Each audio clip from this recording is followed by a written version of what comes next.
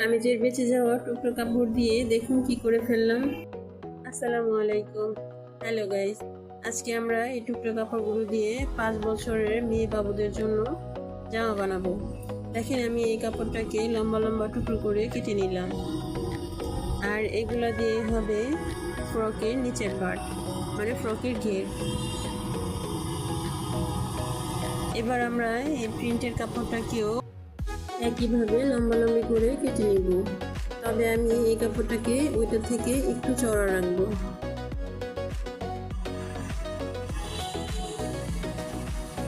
আপনারাও কিন্তু কামিজের বেঁচে যাওয়া যে টুকরো কাপড়গুলো থাকে এগুলো দিয়ে এইভাবে সুন্দর ডিজাইন করে বাচ্চাদের জন্য ড্রেস বানাতে পারেন।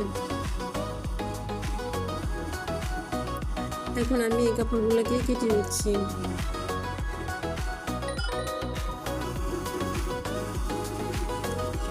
এবার আমি বুকের পাটটা কাটবো। তো বুকের পাটটা কাটার জন্য আগে আমি কাপড়টা